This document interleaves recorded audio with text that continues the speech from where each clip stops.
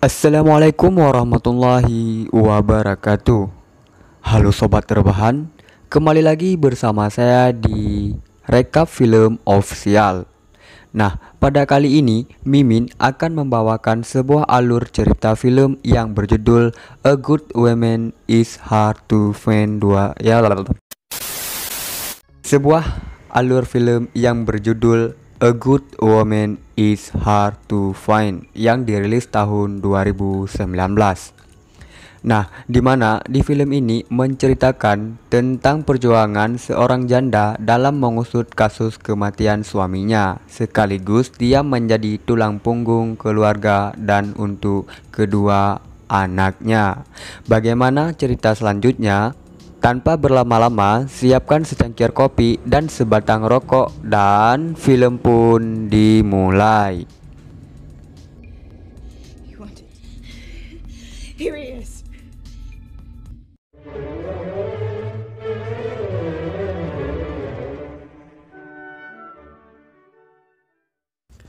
Film ini akan berfokus kepada Sarah, seorang wanita yang sedang membersihkan darah di badannya. Sarah ini baru saja kehilangan suami karena dibunuh oleh orang yang tidak dikenal. Alhasil, dia harus hidup tanpa suami bersama dua anaknya yang bernama Ben dan Lucy. Kemudian Sarah pergi ke suatu minimarket bersama kedua anaknya untuk membeli kebutuhan harian mereka. Karena tidak ada penghasilan, tentunya uang yang mereka miliki tidak mencukupi dengan apa yang diambil di minimarket itu. Dan karena itu, dia harus mengurangi beberapa belanjaannya.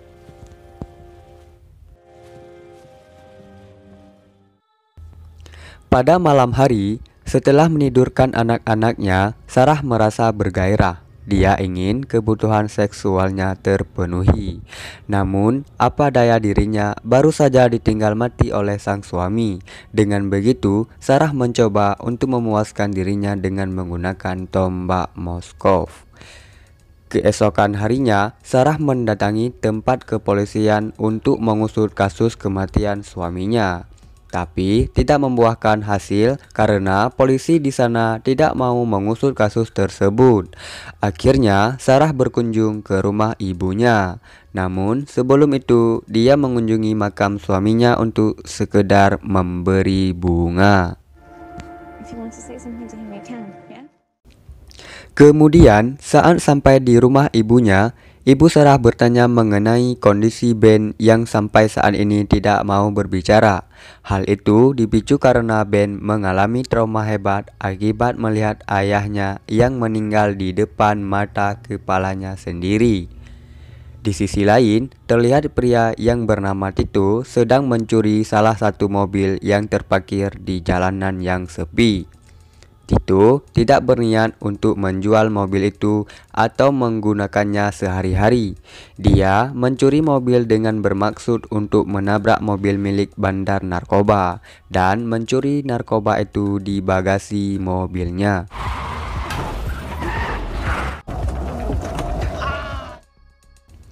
Kembali lagi ke Sarah yang baru saja pulang.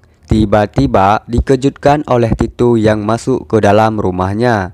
Tito meminta waktu untuk dia agar bisa bersembunyi di rumahnya Sarah dari kejaran bandar narkoba, karena rumah Sarah tidak jauh dari tempat Tito mencuri narkoba. Who else is here? Tito menyembunyikan barangnya di rumah Sarah dan ia meminta Sarah untuk tidak memberitahu siapapun. Setelah itu, Tito pun pergi dari rumah Sarah. Sedangkan bos mafia narkoba sangatlah marah saat mendengar kabar bahwa paket narkobanya dicuri seseorang yang tidak dia kenal. Bos besar ini bernama Leo. Leo menyuruh anak buahnya untuk mencari orang itu. Namun mereka tidak mendapatkannya karena Tito bukan berasal dari daerah mereka. Keesokan harinya, Tito kembali lagi ke rumah Sarah dengan mengancam jika Sarah tidak membukakan pintu, maka dia akan memecahkan kaca rumah Sarah. Sarah hanya bisa pasrah dan mempersilahkan orang asing untuk kembali masuk ke rumahnya. Tito langsung mengambil beberapa barang itu untuk dijual dan sisanya akan kembali disimpan di rumah Sarah. Dia juga akan memberi upah kepada Sarah. Sarah tidak punya pilihan lain untuk setuju dengan Tito.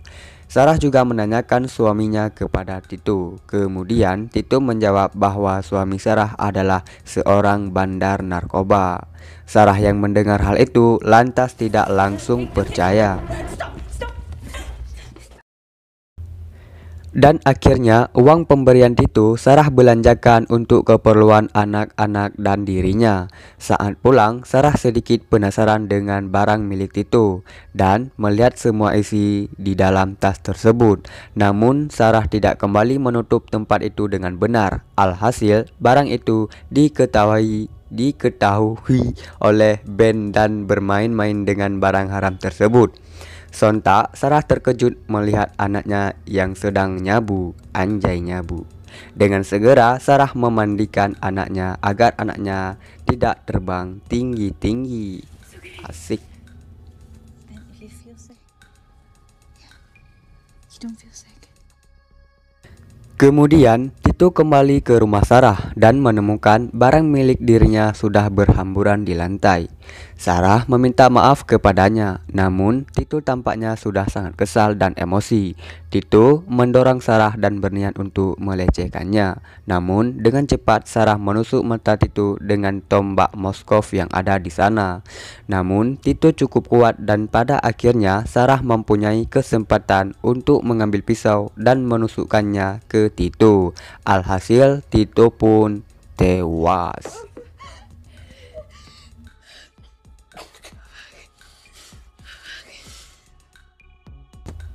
Sarah langsung memberitahu anaknya bahwa Tito sudah pulang dan tidak lama kemudian datanglah polisi yang ingin mengecek rumah Sarah karena mendapat laporan bahwa di rumah Sarah terdengar keributan dan untungnya polisi tidak menemukan sabu ataupun mayat Tito dan polisi itu pun pamit untuk pergi.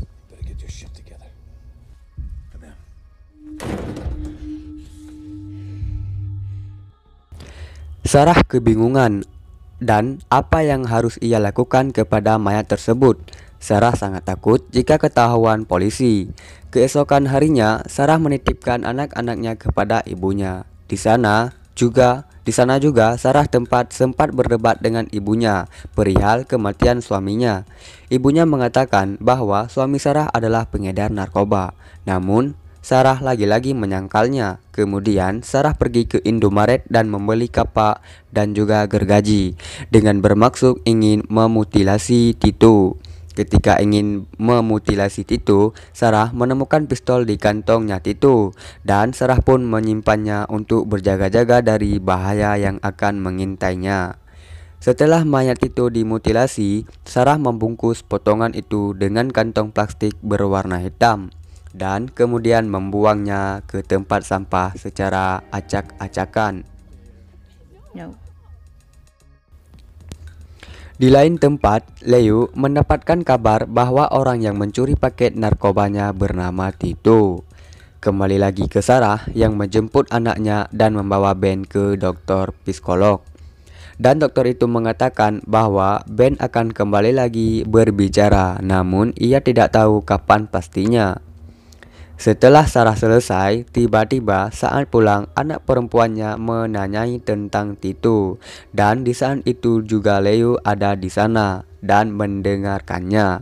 Karena merasa curiga, kemudian Leo mengikuti mereka sampai ke rumahnya Sarah.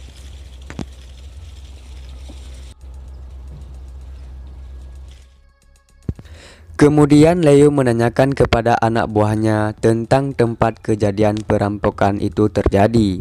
Seperti di awal film, lokasi perampokan itu tidak jauh dengan rumahnya Sarah. Kemudian Leo menyuruh anak buahnya untuk memantau pergerakan Sarah.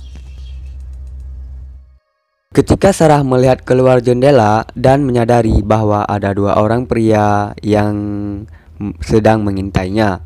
Setelah menyadari hal itu, Sarah dan anak-anaknya pergi dari rumah dengan melewati pintu belakang rumahnya. Dan ketika Sarah sedang berjalan, tiba-tiba anak buah Leo menghampiri mereka. Ben yang ketakutan berlari ke jalan raya dan hampir ditabrak oleh mobil truk sampah. Sopir truk itu yang menyadari ada hal aneh, kemudian ia turun dan menghampiri mereka dan menanyakan hal apa yang terjadi. Kemudian anak buah Leo langsung memukul petugas kebersihan itu hingga tewas. Saat anak buah Leo asik memukul petugas kebersihan itu, Sarah dan anak-anaknya berhasil berlari ke rumah ibunya. No.